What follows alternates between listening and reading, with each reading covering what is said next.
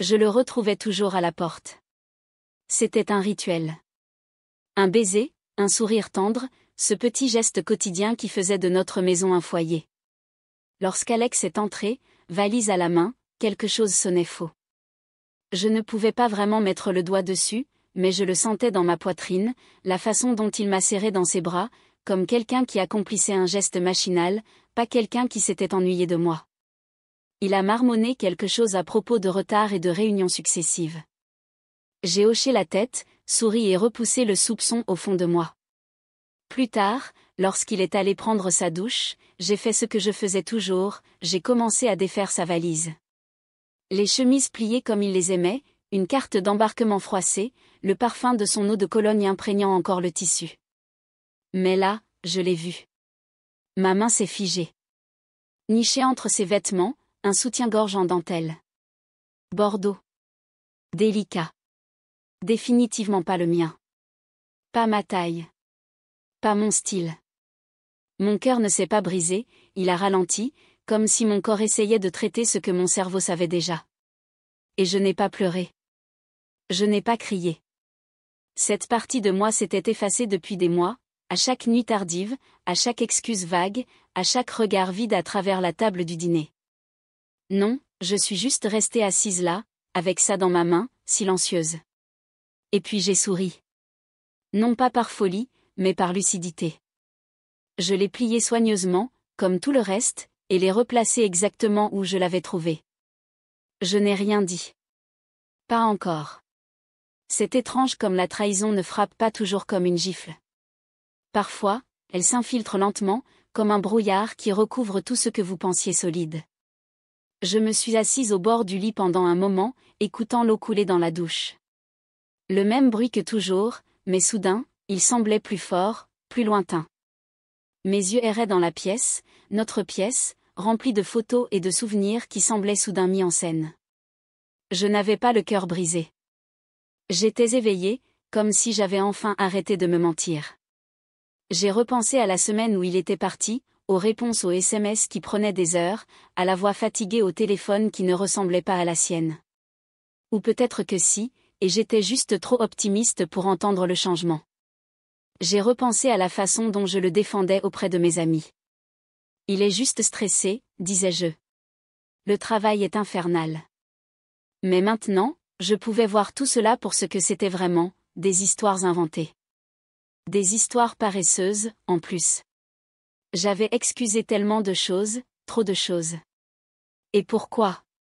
Le plus étrange, c'est que je ne ressentais pas de rage. Pas le genre de rage qui exige de crier ou de casser un verre. Je me sentais calme, presque chirurgicale dans la clarté qui s'était emparée de moi. Je savais qu'il valait mieux ne pas le confronter à ce moment-là. Pas de drame, pas de larmes. Juste de la stratégie. Je me suis levée, j'ai lissé le lit et je me suis regardée dans le miroir. Mon visage était calme. Trop calme. C'est à ce moment-là que j'ai réalisé qu'il n'avait aucune idée de ce qu'il venait de déclencher. Lorsqu'il est sorti de la douche, une serviette autour de la taille, souriant comme si rien n'avait changé, je l'ai accueilli avec la même chaleur que toujours. Je lui ai demandé s'il avait faim. Il a dit non. J'ai ri doucement, hoché la tête et me suis penchée pour l'embrasser sur la joue. Je me demande maintenant s'il a remarqué combien de temps je l'ai regardé avant de le faire. Juste une seconde de trop. Juste assez pour laisser le silence s'étirer entre nous comme un fil dont il ignorait qu'il s'effilochait. Cette nuit-là, alors qu'il s'endormait à côté de moi, je suis restée immobile, les yeux ouverts. J'ai écouté sa respiration, régulière, superficielle, inconsciente. J'ai repensé à toutes les nuits où j'étais restée éveillée à m'inquiéter pour lui, à l'aimer, à prier pour nous. Et maintenant, j'étais là, éveillée pour une toute autre raison. Je ne pleurais pas la fin du mariage. Je l'étudiais. Je le disséquais. J'essayais de comprendre quand il avait cessé d'être le nôtre et avait commencé à être sa performance. J'ai regardé le plafond et j'ai fait un vœu silencieux. Je ne le confronterai pas. Je ne m'effondrerai pas. Je le laisserai croire que j'étais ignorante, satisfaite, toujours sous son emprise. Je le laisserai penser qu'il s'en était tiré à bon compte. Parce que s'il pensait que c'était fini, Oh non. Ce n'était que le moment où je tournais la page et commençais à écrire ma propre fin. Le lendemain matin, j'ai préparé son café comme il l'aimait, 2 sucres, pas de crème. Je l'ai posé sur la table à côté de son téléphone et je l'ai embrassé sur la tête comme si de rien n'était. Il m'a remercié sans lever les yeux, défilant, tapotant, enfermé dans son petit monde d'écran. Je me suis assise en face de lui, observant l'homme qui pensait m'avoir dupé. Chaque mot qu'il prononçait, chaque soupir qu'il poussait, je l'étudiais. Non pas avec amour, mais avec précision. C'était comme regarder une pièce que j'avais déjà vue, sauf que cette fois, je connaissais la fin.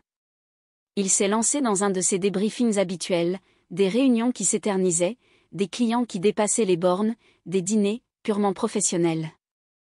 J'ai hoché la tête. J'ai même ri lorsqu'il a lancé une blague de bureau. Je n'ai pas bronché. Je n'ai pas cligné des yeux. J'étais l'image même de la confiance. Mais à l'intérieur, je rembobinais le mois dernier dans ma tête, chaque appel manqué, chaque changement dans son ton, chaque petit signe que j'avais ignoré. Je n'étais pas folle. J'étais conditionnée. Ce soir-là, j'ai commencé à creuser. Discrètement. Délibérément. J'ai ouvert l'ordinateur portable pendant qu'il ronflait à côté de moi et je me suis connectée au compte bancaire joint. Il y avait des frais d'hôtel qui ne correspondaient pas à son itinéraire, des dîners dans des restaurants que nous n'avions jamais visités ensemble. J'ai fait des captures d'écran, enregistré des reçus. Je ne cherchais plus la vérité, je la collectionnais. Et le meilleur ? Il m'embrassait encore pour me souhaiter bonne nuit comme si j'étais la dupe. Le pauvre homme n'avait aucune idée que j'avais déjà commencé à préparer sa sortie. Chaque jour devenait une représentation, et j'étais parfaite. Je riais au bon moment, le touchais le bras quand il parlait, maintenais l'illusion que rien n'avait changé. Mais derrière chaque sourire se cachait un tranchant aiguisé. J'observais ses habitudes, suivais ses histoires et notais chaque détail qui clochait. Je suis devenue un miroir, reflétant tout ce qu'il avait besoin de voir. Pendant ce temps, j'apprenais qui il était vraiment quand il pensait que je ne regardais pas. J'ai commencé à vérifier son téléphone quand il prenait sa douche. Il n'a jamais changé son mot de passe. L'arrogance fait ça aux hommes. J'ai trouvé des messages qui n'avaient pas besoin d'être décodés, une femme nommée Mel, des émojis cœur, des numéros de chambre. J'ai fait des captures d'écran de tout et me les suis envoyées par email, en nommant discrètement les objets par date et par lieu. Je ne réagissais pas. Je préparais. Il y a quelque chose de puissant à rester silencieuse quand quelqu'un s'attend à ce que vous explosez. À la fin de la semaine, j'avais un dossier sur mon bureau appelé « Sourire ». Il contenait des relevés bancaires, des journaux d'appel, des captures d'écran, même des photos que j'avais prises des reçus dans la poche de son manteau. Il m'a embrassée un soir et m'a demandé si j'allais bien, disant que je semblais distante. J'ai juste souri et lui ai dit que j'étais fatiguée. Il m'a embrassée sur le front et a murmuré « Tu prends toujours soin de moi ». Et j'ai pensé, plus pour longtemps. J'ai commencé à tenir un journal le soir. Non pas un journal intime rempli de sentiments, mais de faits, heures, dates, non. C'était méthodique, clinique. Je documentais tout comme si je préparais un dossier, pas un journal intime. J'étais assise là, stylo à la main, avec lui à quelques mètres de moi dans le lit, ignorant tout. Et dans ces pages, je me sentais puissante. Non pas parce que je l'avais pris, mais parce que je construisais quelque chose qu'il ne verrait pas venir avant qu'il ne soit beaucoup trop tard pour y remédier. Je m'entraînais même à mes réactions devant le miroir, ce que je dirais, comment je sourirais. Non pas la femme brisée suppliant de connaître la vérité, non. Cette partie de moi avait été enterrée. Ce qui me regardait en retour était quelqu'un de plus vif, de plus calme, de plus dangereux. Je ne cherchais pas la justice. J'écrivais le scénario. Et chaque nuit, alors qu'il ronflait paisiblement à côté de moi, je me murmurais, fais semblant d'être idiote. Fais semblant d'être gentille. Mais ne te laisse plus jamais marcher sur les pieds. Lorsqu'il a réservé un autre voyage d'affaires, je n'ai pas bronché. Je l'ai embrassé en lui promettant qu'il allait beaucoup me manquer et j'ai fait signe de la main depuis la porte alors que sa voiture disparaissait au bout de la rue. Je me suis retournée et j'ai verrouillé la porte derrière moi. Ensuite, j'ai ouvert mon ordinateur portable, je me suis versé un verre de vin et j'ai cliqué sur le dossier intitulé « Sourire ». S'il voulait jouer à des jeux, je m'assurerais qu'il ne gagne pas. La première chose que j'ai faite a été d'appeler une avocate. Non pas en panique, non pas avec des larmes dans la gorge, mais avec un ton si calme qu'il m'a même surprise. J'étais assise sur le parking du supermarché, l'écoutant m'expliquer mes droits, ce que je pouvais réclamer, ce que je pouvais prouver, ce qui serait recevable devant un tribunal. J'ai pris des notes, posé des questions pointues et les remercié comme si je commandais un café. S'il voulait jouer avec le feu, je serais celle qui tiendrait la boîte d'allumettes. Le même jour, j'ai examiné de plus près son entreprise, leur code de conduite, leur politique de remboursement des frais de déplacement, les attentes en matière de comportement des employés en voyage. Il s'avère qu'ils sont stricts. Très stricts. Et Alex ? Eh bien, il était négligent. Dîner romantique, hôtel de luxe, surclassement de vol sans autorisation, tout aux frais de l'entreprise. Je n'avais même pas besoin de déformer la vérité, juste de la mettre en évidence. Je commençais à réaliser que la meilleure vengeance ne nécessitait pas de destruction, juste une mise à nu. J'ai créé un nouveau dossier sur mon ordinateur et je l'ai intitulé « Vérité ». C'était plus propre que « vengeance ». Plus précis. J'y ai tout mis, photos de reçus, capture d'écran de ces textos dragueurs, dossiers d'hôtel, journaux d'appel, oui, le soutien-gorge. J'en ai pris une photo avec le bordereau d'expédition encore attaché. Je voulais que quiconque le voie sache que je n'avais rien placé. C'était entièrement de lui. Chaque mensonge, chaque miette de pain négligemment cachée. Il se trouve que j'étais celle qui avait suivi la piste. Je n'ai pas précipité les choses. C'était la clé. Il n'y avait pas de calendrier, pas de grande échéance dramatique. Je voulais que chaque détail soit irréfutable. Chaque fichier, chaque email, chaque horodatage, aligné comme des dominos. Il pensait être intelligent en couvrant ses traces avec des mots vagues et des demi-vérités. Mais le problème avec les schémas, c'est qu'ils se révèlent à quiconque est assez patient pour les observer. Et je n'avais plus le cœur brisé. J'étais concentrée. Aiguisée. Froide, mais pas cruelle. Chaque soir, j'ajoutais des éléments au dossier. J'enregistrais des mémos vocaux sur mon téléphone, ces histoires, ces mensonges, même la façon dont il disait « je t'aime » sans conviction. Tout était du théâtre, et j'étudiais le scénario. Un soir, je l'ai surpris au téléphone avec elle. Il était dans le garage, pensant probablement que les murs le protégeaient. Ils ne l'ont pas fait. Je me suis tenue dans le couloir, enregistrant chaque mot à travers la porte. Et je n'ai pas pleuré. Je n'ai même pas cligné des yeux. J'ai juste appuyé sur « Enregistrer ». Le lendemain, j'ai rencontré une deuxième avocate, juste pour comparer nos notes. Elle m'a qualifiée de « bien préparée », disant que la plupart des femmes arrivaient dévastées. J'ai souri et lui ai dit que j'avais déjà fait cette partie. Ce dont j'avais besoin maintenant, c'était d'une direction, pas de sympathie. Parce que pendant qu'il était occupé à planifier sa prochaine escapade, je m'assurais que la mienne laisserait des traces. Des traces qui menaient directement à sa chute. La nuit, je m'allongeais à côté de lui et je me demandais combien de fois il avait ri dans mon dos, combien de mensonges il avait murmuré avec la même bouche qui avait autrefois fait des promesses sous une arche de mariage. Mais je n'ai pas laissé l'amertume prendre racine. Cela lui aurait donné trop de pouvoir. Ce que je ressentais était plus froid, plus calme. Comme si j'étais dans l'œil du cyclone. Je ne cherchais pas à le blesser. Je cherchais à faire en sorte que la vérité parle plus fort que je ne pourrais jamais le faire. J'ai commencé à tout imprimer. Des copies papier, étiquetées et triées, chacune dans sa propre pochette plastique. J'ai acheté un classeur. Pas n'importe quel classeur. Un classeur noir élégant, avec des anneaux argentés et une fermeture à verrou. J'avais l'impression de construire quelque chose de sacré, la preuve de qui il était vraiment. Pas seulement pour moi, mais pour quiconque pourrait un jour en douter. J'ai ajouté une courte note sur la première page, ceci n'est pas une vengeance. Ceci est une prise de responsabilité. Puis est venu le détail final, celui qui a tout scellé. J'ai imprimé le code de déontologie de l'entreprise et surligné chaque section qu'il avait violée, abus de frais de déplacement, conduite inconvenante, relations non divulguées. Tout était là. Je l'ai glissé dans le dossier derrière la photo de la lingerie, je l'ai fermé et je l'ai placé délicatement au fond du placard, juste à côté de la valise qu'il utilisait toujours pour ses voyages d'affaires. Je ne planifiais pas une rupture. Je planifiais une mise à nu. Je lui ai dit que je voulais lui organiser un dîner d'anniversaire.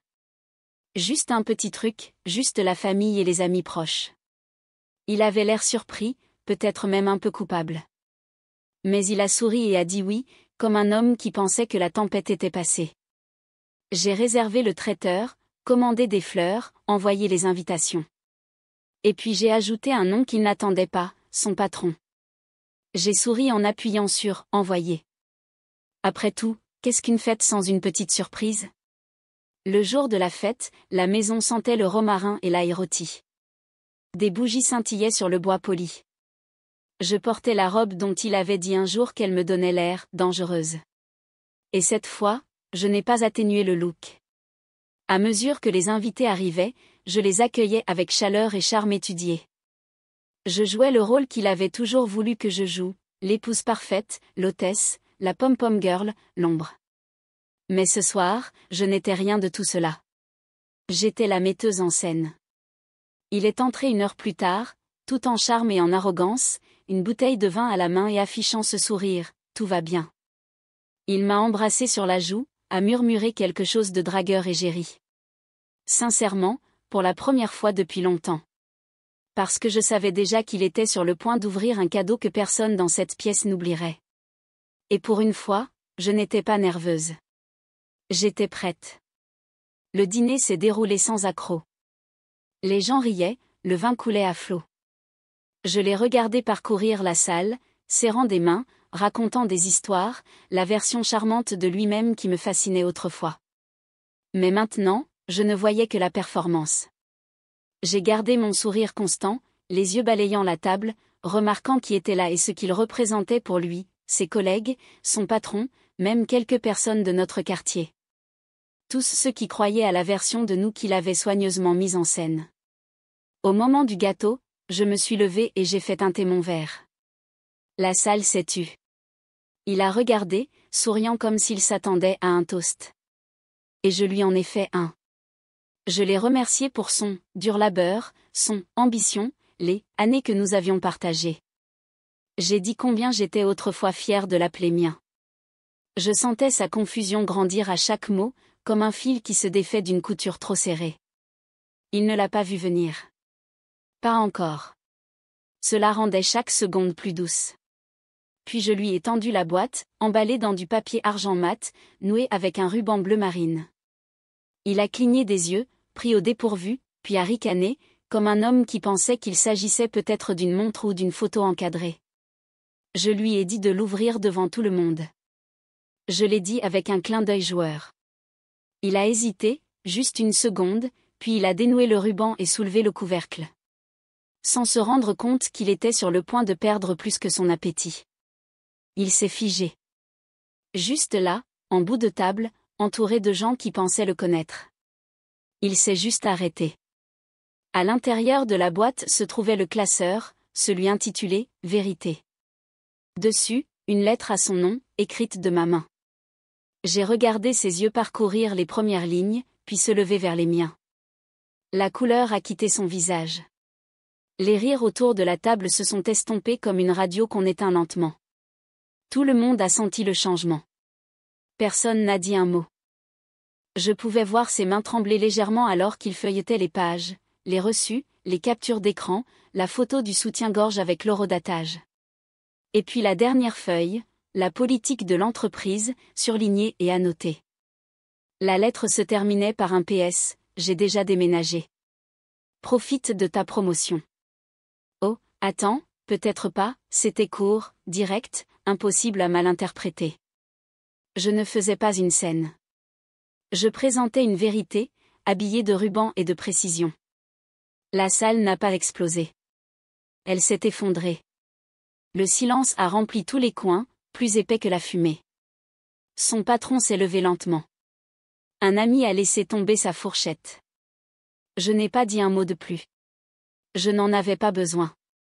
Je me suis dirigée vers le bar, je me suis servi un verre et j'ai levé mon verre à personne en particulier. Et à ce moment-là, j'ai réalisé que je n'étais plus en colère.